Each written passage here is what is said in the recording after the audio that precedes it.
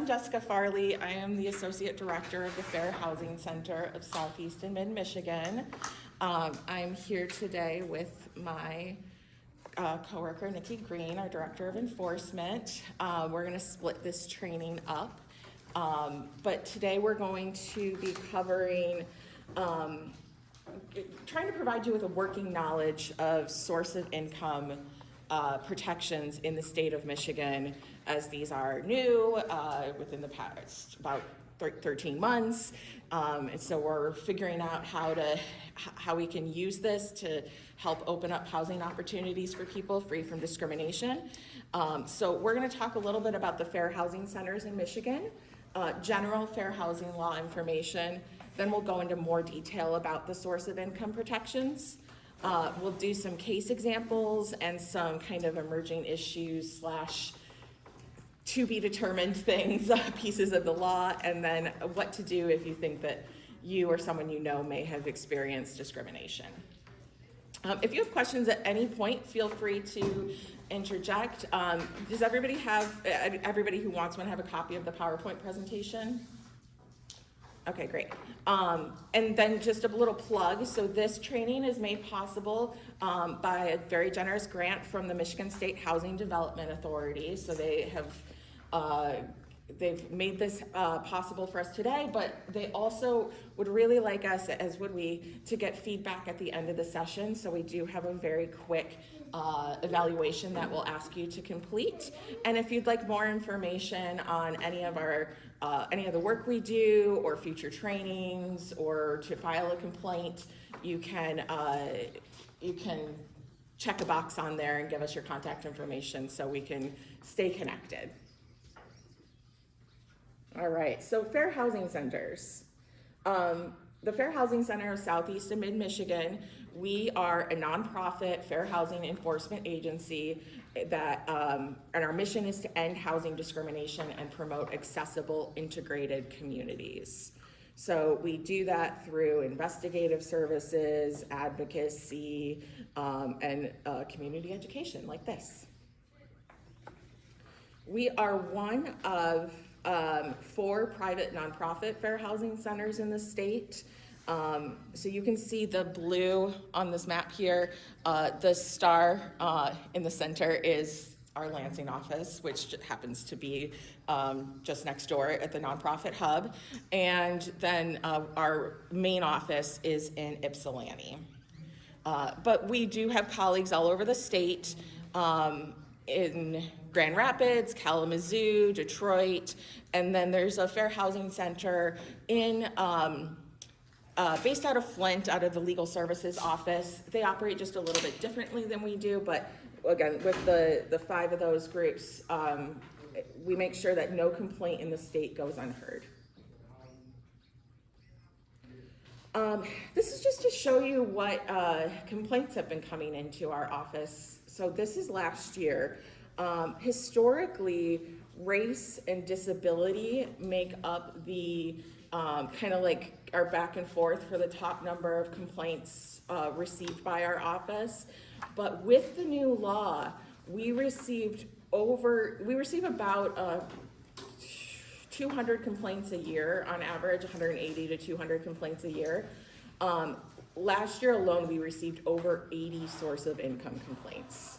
So even though the law didn't go into effect until April of last year, there's a huge influx. So the fair housing centers are the groups throughout the state who provide advocacy services and support services for people who think they've experienced discrimination. I'm going to go over the laws that provide protections at the federal, state, and local levels, and then we'll go into source of income a little bit more. So the Federal Fair Housing Act bans discrimination based on 7 protected classes: race, color, religion, national origin, disability, sex, and familial status. Sex includes sexual harassment. And so that's all, that relates to all housing related transactions. So anything from trying to place a voucher to inquiring about renting while you're living in a place, all things are protected. And then at the state, the Elliott-Larsen Civil Rights Act has actually grown quite a bit over the past few years. So age and marital status were the first additions to Elliott-Larsen on top of those protections at the federal level. So age and marital status, and then in a few years ago, I think, sexual orientation and gender identity or expression were added to state law, and then of course most recently source of income. And I wanted to touch on the city of Lansing's human rights ordinance. I really love the language in this. This is one of my favorites because it says it provides additional protections against discrimination based on irrelevant human characteristics. And I love that because none of these characteristics are relevant to whether or not you would make a good tenant, right? So that's why these things are protected. And the city of Lansing adds things like height and weight, veteran status, political affiliation, student status. That's within the city limits. The city of East Lansing also has its own ordinance, but if you're in Delta Township or Meridian Township or something like that, like this is not going to apply there. It's only within the city limits. So more on source of income. So that's why we're here today, right? What is source of income discrimination? So it's refusing to rent or treating someone differently based on their lawful source of income. And protected sources of income include things like Social Security disability, SSI, Housing Choice Vouchers, or Section 8. This could include things like child support or alimony or any other source of income that you are receiving that would contribute to your, paying your household expenses. So what's the impact of source of income discrimination? So when housing providers had the ability to deny people housing based on source of income, it would shrink the pool of available housing, right? It limited housing choices. It created patterns of segregation, especially based on income and poverty. Like there's, we can go way, way, way back, right, with Lansing and redlining and all of the policies from the 20th century that impact where we're at today. But this is perpetuating it, right? Source of income discrimination is perpetuating those patterns, and unfairly so. It also increases housing instability. If people are unable to place their vouchers, it creates an extra burden, right? Like they may lose their voucher, creating a burden, paying rent beyond what a person can afford. It could result in homelessness. It could result in someone moving into substandard housing. And these policies and practices have a disparate impact on historically marginalized communities, including people of color and women, people with disabilities, families with children. So there's a lot of intersectionality going on here. But now, as of April 2nd, 2025, Michigan landlords can no longer deny renters the ability to rent because they use a housing choice voucher or because of their sources of income. So we'll go into a little bit more detail about that. So this new protection states that persons, and essentially a housing provider or a landlord, but the language of the law is persons with 5 or more rental units cannot, based on or because of their person's source of income, cannot deny housing access, cannot have unequal terms, pricing, or conditions for rent.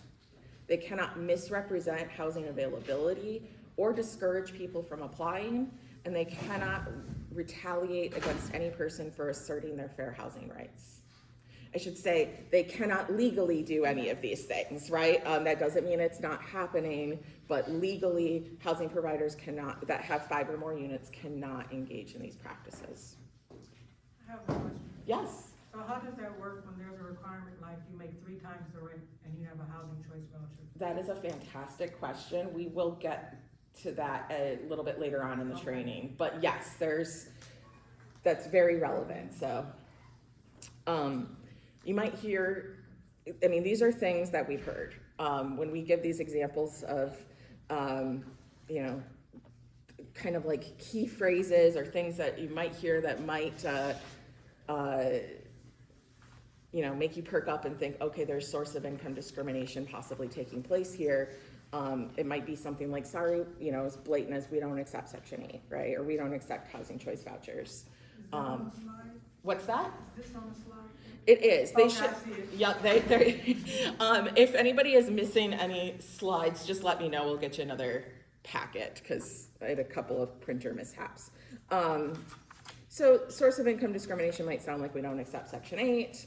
It might say like there's just too much paperwork for us to do, or you know, I've heard things like we don't want to, you know, if we don't have to go through another inspection, sure, we'll take it, but they're going to make us go through another inspection, so they don't want the what they think is, you know, the burden of going through the inspection process.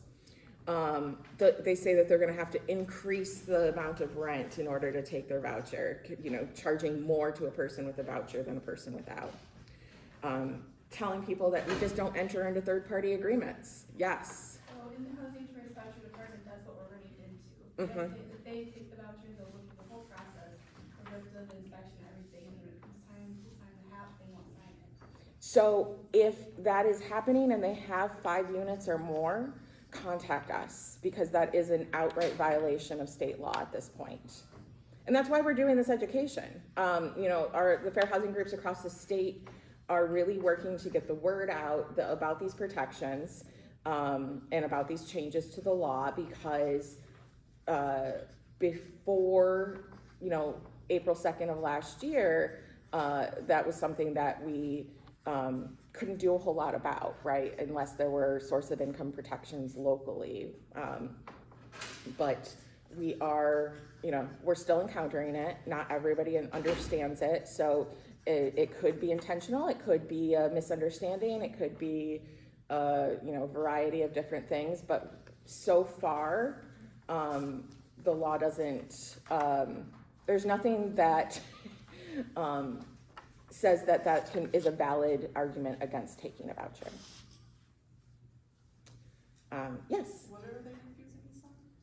A HAP contract. The housing assistance payment contract. I knew you would know. So every housing provider, every Section 8 provider requires a landlord to sign those. It's required by HUD. And they all have the same rules. So if some of them say, well, we won't do that, we have the right to do that, to not sign them, that's not true. If they have 5 units or more.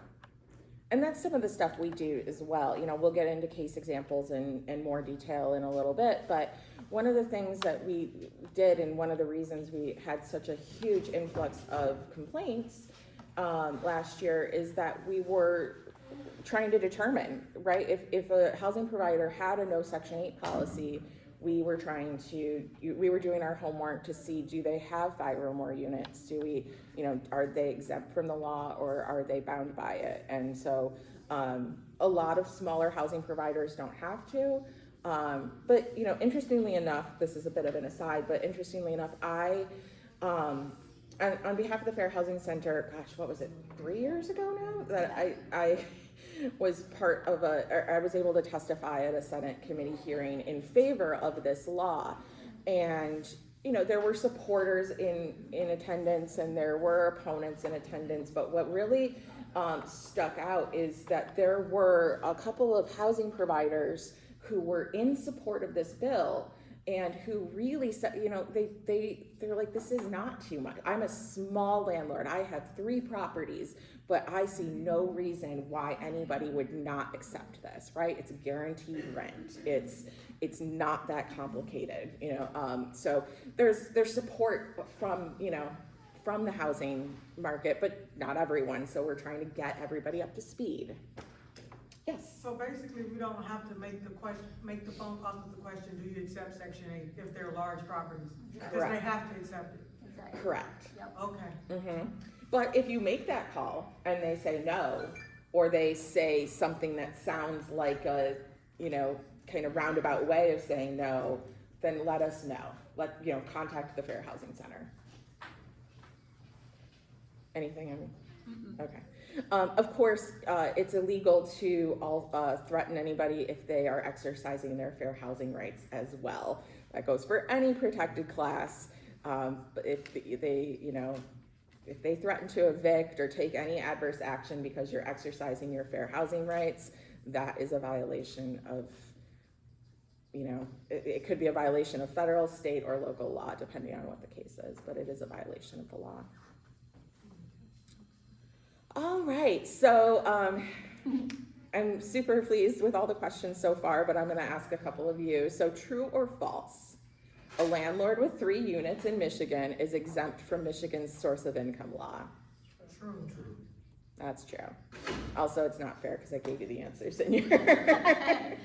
But yes, if you have 5 or more units, then the law applies to that housing provider. A landlord with, true or false, a landlord with 50 rental units can require a tenant who's using a housing choice voucher to pay a larger security deposit. True or false? False. Exactly. Cannot have different terms and conditions or more, less favorable terms and conditions for a person with a voucher. All right, so fair housing laws are not self-enforcing, right? The law is on the books, but now what? So I am going to hand the reins over to my colleague, Nikki.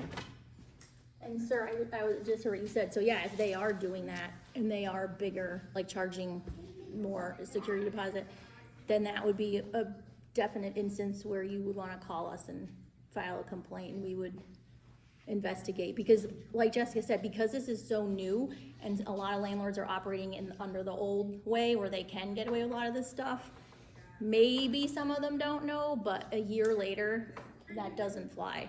I mean, they need to be practicing the law and the requirements. So okay, You got a question?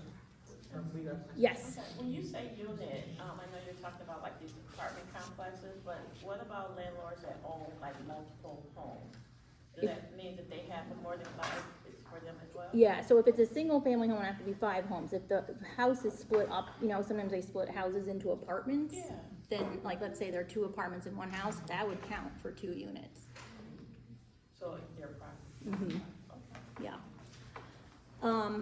Okay, so, like Jessica was saying, we have these new laws on the books, but they're not automatically enforceable, meaning there are landlords who try to get away with, you know, not getting up to speed with the new law, so that's where we come in, and our advocacy and our work comes in.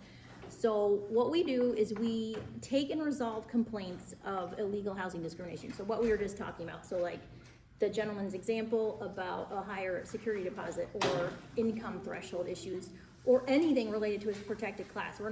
We are focusing today on source of income, but any discrimination, always call us and file a complaint.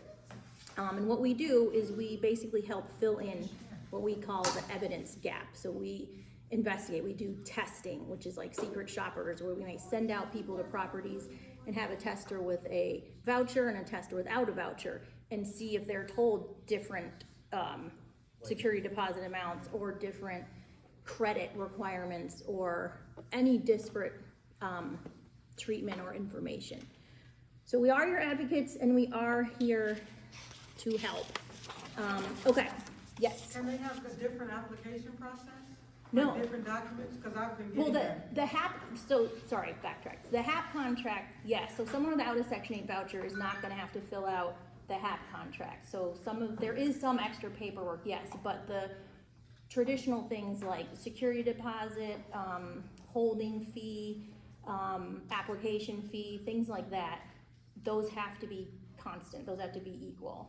They Okay, can't be but if different. they say you have to bring like birth certificates, social security cards, to get on the wait list, or to fill out an application, If they're not telling that to people without Section 8, then yes, that would be a violation, yeah.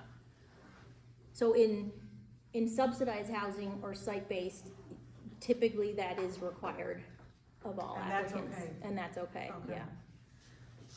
Okay, so we're gonna talk about some case examples. Interrupt me with questions or comments at any point. Okay, so starting off with a local source of income case and ordinance. So the city of Ann Arbor has had a source of income ordinance that provides protection against source of income discrimination. This person in the picture in the middle is Megan Morse, and she was the first complainant, first tenant to file a circuit court estate law case.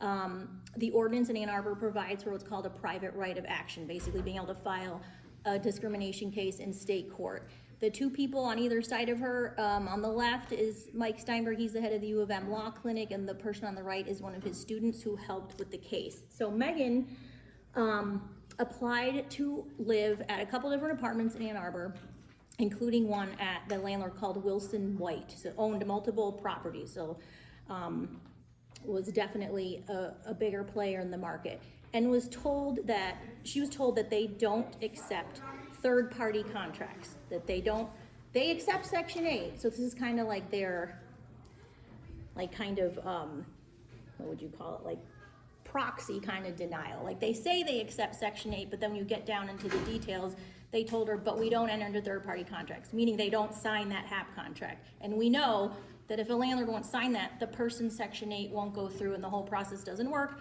and they don't get to live there, and that's a violation of, in this case, the state ordinance. So she was trying to live in these properties in Ann Arbor because she had a disability. She was in a study through U of M where she had to go to the hospital like multiple times a week, have blood drawn, all these different things. And her daughter, who didn't live with her, lived with the other parent, also lived in Ann Arbor, and so she wanted to be close to her, be able to take her to school on some days. So all of that was taken away from her when none of these places that she applied to, including Wilson White, didn't allow her to place her voucher there. So in cases that are brought, we oftentimes look at like, well, what are the damages? Why did this even affect her? Aside from being a violation of the law, like what was how did it harm her? So she couldn't live near the hospital. She didn't have a car, so transportation was much more costly for her. She didn't get to spend as much time with her daughter, so that's like emotional distress damages. And she also, she lost the independence and the ability to just choose where she wanted to live. And, we can't take that for granted. I mean, that's one of the things that people are entitled to. They should be able to live where they want to live, especially if they have a voucher saying you should be able to live here. Okay, so they said they wouldn't sign the HAP contract. They said that they wouldn't basically take her Section 8. So the clinic filed a case in April of 2023 in the circuit court, and they won, and they were ordered, Wilson White, that they had to, at this point she had moved on though, because this case took 2 years, so that's oftentimes what happens with litigation. So the person, that's why they're entitled to damages, because they were harmed. So it was a non-disclosed settlement amount. We don't know how much, she was given, but there was a monetary settlement. And she, again, was the first person to ever bring a case under this ordinance. So it was a big deal in the county, and got some press around the state, just the fact that she was able to enact protections under this law. And then I think part of the coolest part of this case is that being involved in this inspired her to go back and take classes that eventually she wanted to try to go to law school, because she had just become so interested in the law and the process. Okay, moving on. All right, so as many of y'all know, as just community members and advocates working in the community, there's a lot of overlap between people who have disabilities and have disability-based income and Section 8. So a lot of people who are on disability also have Section 8 vouchers because they are low income to extremely low income. So this is a case that involved a federal disability discrimination case and source of income and a voucher issue. The lady here, Deb Patterson, I couldn't see, was that the one sitting in the wheelchair? there are two people in wheelchairs. She's the one closer to the middle, this one. Okay. The lady, the other one's the guy. So in 1999, she initially came to us, so she knew about us when she came back to us in 2022, but originally in 1999, she contacted our Fair Housing Center before Jessica and I were there, and filed a disability case because her landlord would not let her have an accessible ramp or automatic door into the building where her unit was, so she couldn't get outside when she wanted to.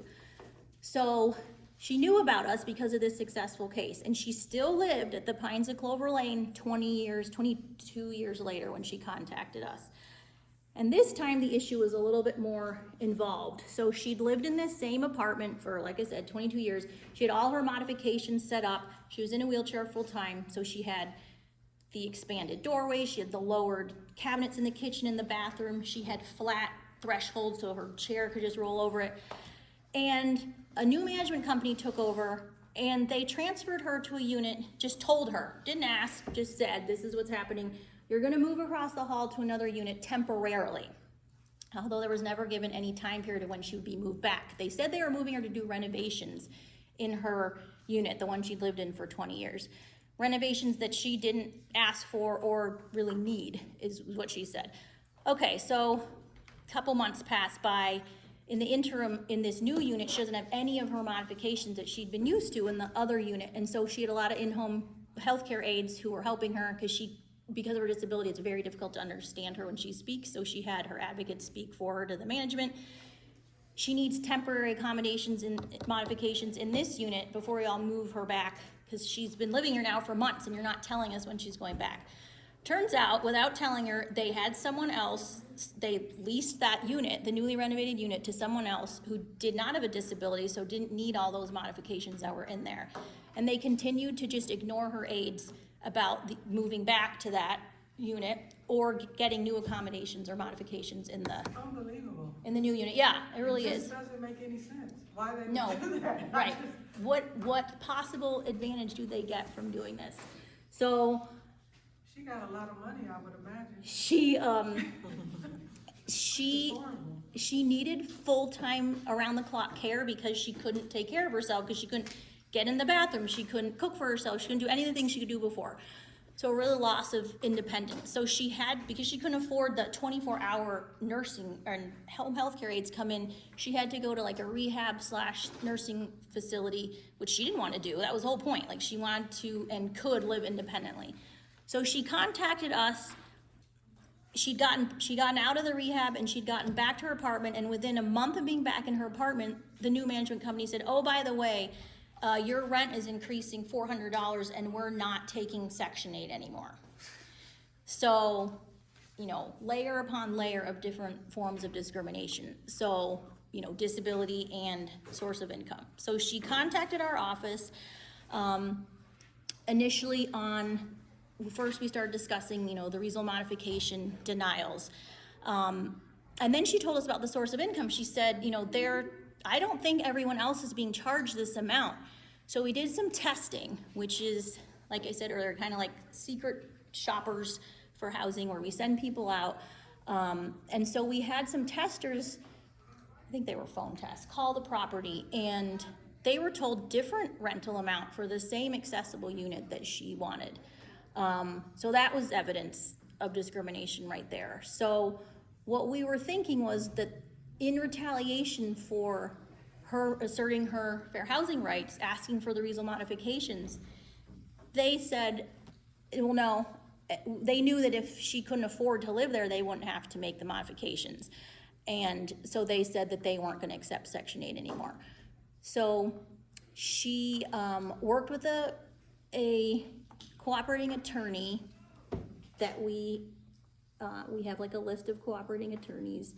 And so she filed a federal lawsuit for disability discrimination, the denial of the reasonable modifications. And then also in that federal suit, she alleged retaliation, saying that she also interfered with, the landlord interfered with their rights to have the reasonable modification by just trying to get her out of there by not taking the Section 8. So that's a direct, sign of retaliation, and you can't do that under federal law. And on the state side, what we did for state action, we contacted MSHDA, the person who administered her voucher, and we asked for a reasonable accommodation to increase her voucher amount. Not the $400 that they were, because that was just bogus, like they were just making that up. There was a slight increase, but when we got the accommodation to increase her voucher amount, it wound up being like $190 as opposed to $400. So she was allowed to stay with her voucher. It wasn't a monetary settlement. Why not? It seems like she should, they just treat Yeah. her horribly. Yeah, I know. They did, and what they did was, since they already rented the unit to the other person, they had to make and pay for all of the modifications in the new unit. But yeah, since she's still living there and she still has her voucher. But no, it was a horrible case. Like, they just really did not care about her at all, or what happened to her, or if she was gonna be homeless if they didn't take the voucher, which she would have been. What city was this in? Pittsfield Town, well, Ypsilanti, yeah. Okay.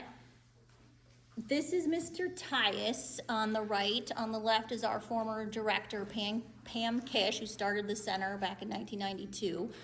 So this is another case example involving federal law, and not Section 8 this time. Mr. Tyus' source of income was disability. And he had lived at Fairway Trails in Ypsi or Ann Arbor? Great question, I think it's. MC. And this was back in the early 2000s, right? Like, yeah, so this was a while ago. So what happened in Mr. Tyus' case was, so he was getting his disability check. He got it later in the month, which was out of his control. I think it was like the third Wednesday of the month. And so every month he was getting a late fee, like a sizable late fee in comparison to his income. It was like $50 a month. So he figured, I'm gonna say something about this because I don't think this is right that I'm getting charged $50 a month when I have no control over when I'm getting the check.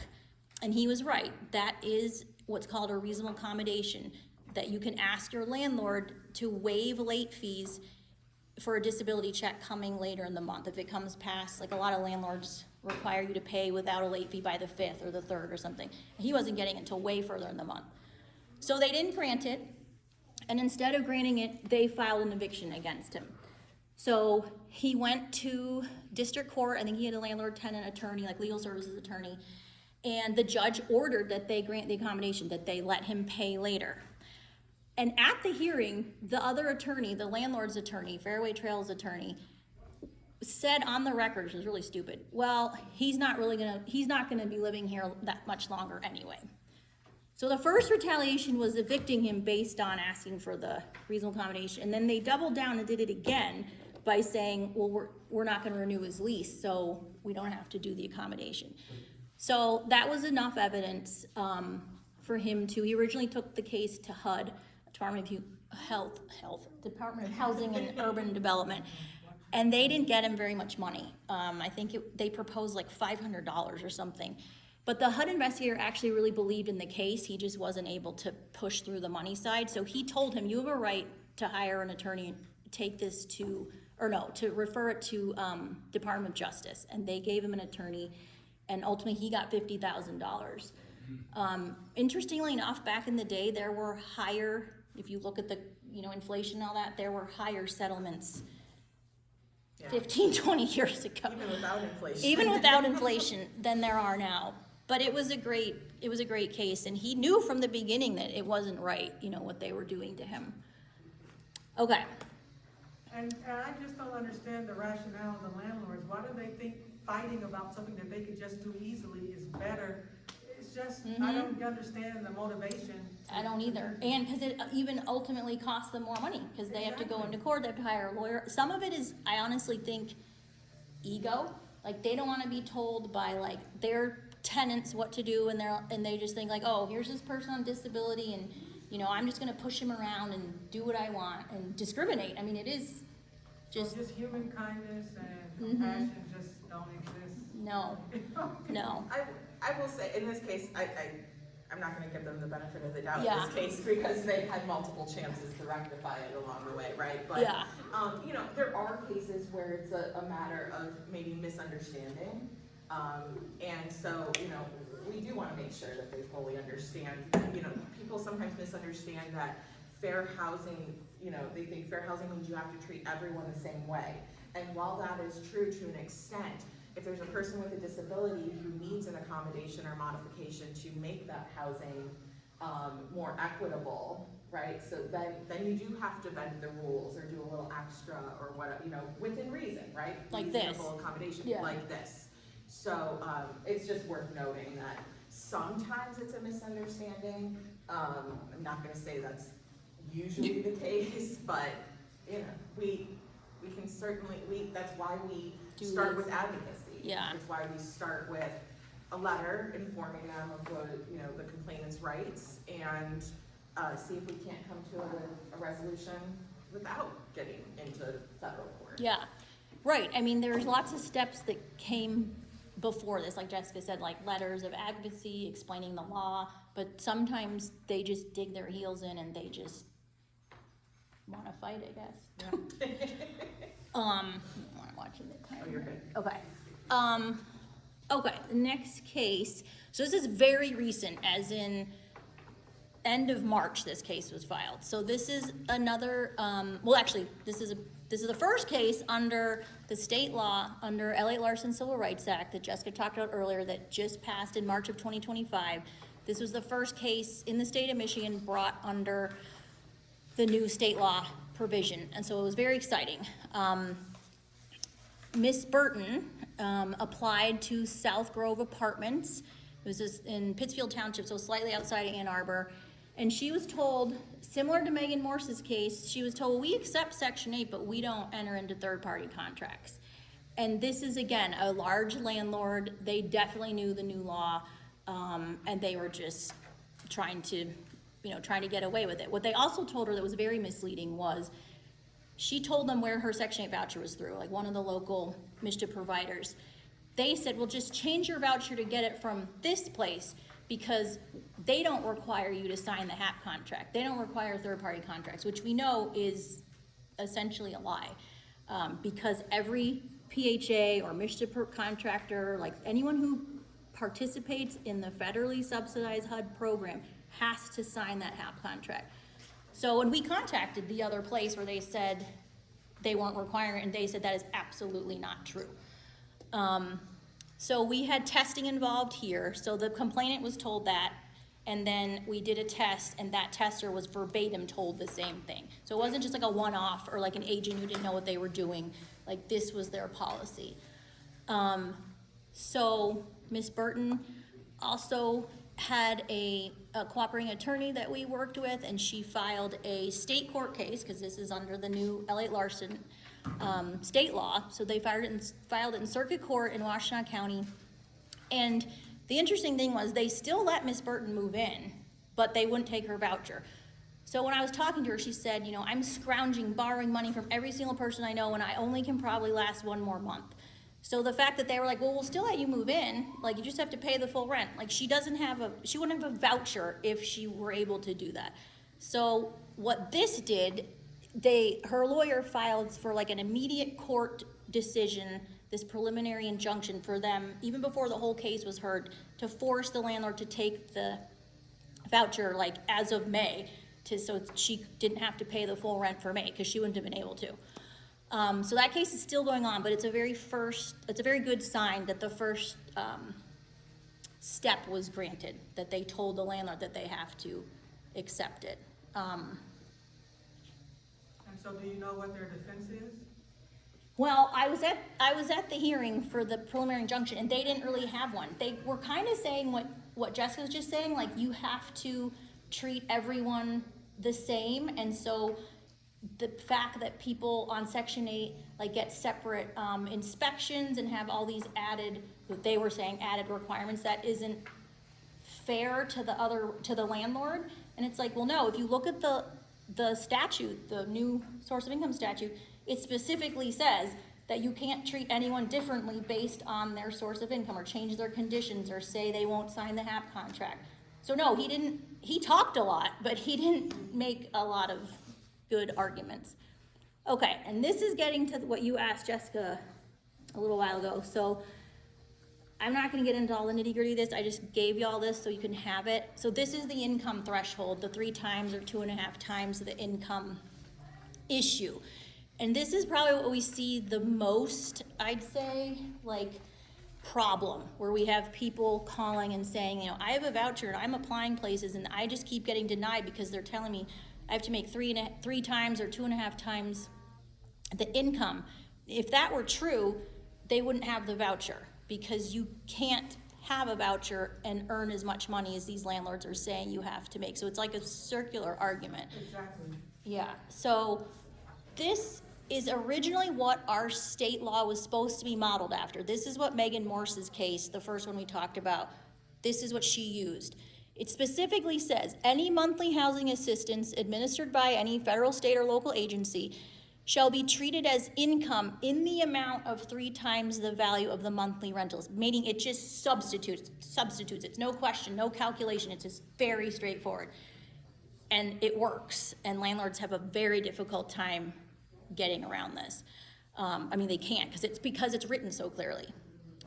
So what we found out we've been working with, talking to people at the state legislature and U of M Law Clinic, because this is a serious problem with the way the statute's written. It was supposed to be modeled also, specifically income threshold. This was sent to, what's it called? The Legislative Services Bureau. So we're getting very technical here, but that's like the first stage a law goes through before it starts to get considered how it's gonna be written. And the Washington state statute says any source of income in the form of a voucher or subsidy must be subtracted from the total monthly rent before they multiply it by that 2.5 or 3 times. So if you see, and I don't wanna get too much in the math, but if you see it down there, before you multiply the amount times 3, you take the rent, let's say $1,500, and you subtract the voucher amount, which is $1,200. So you have what, 300 times 3, it's only 900. Most of my math got cut off. But what you're seeing in a lot of landlords doing, because the language, and I'm gonna get to it in a second, in the Michigan law is so vague, what they're doing is they're multiplying the $1,500 monthly rent first by 3, and then subtracting the voucher amount. That's $3,300. That's a huge difference, right? And so no one would be qualifying for a voucher if they're making that amount of money, because that's on top of other income that they're getting. So this is how it's written in the Michigan law. If the landlord requires a prospective or current tenant to have a certain threshold level of income, exclude any source of income in the form of a rent voucher or subsidy.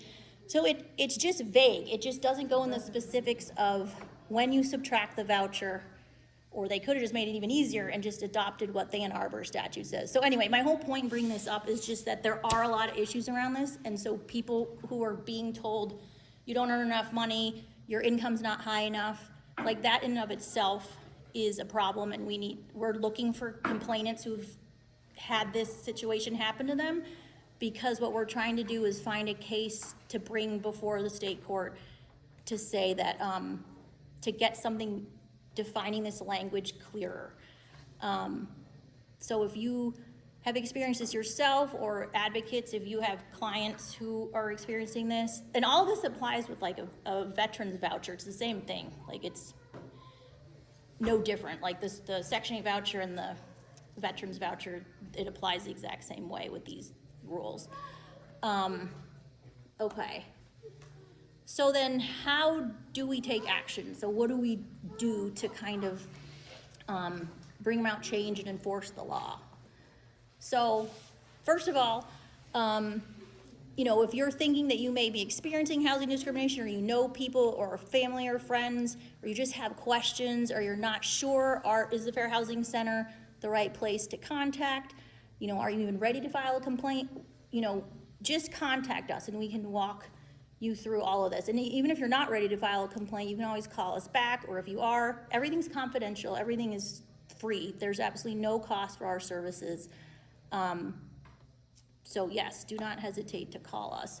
And then these are all the different ways you can file a complaint or contact us. And it's all in the slideshow.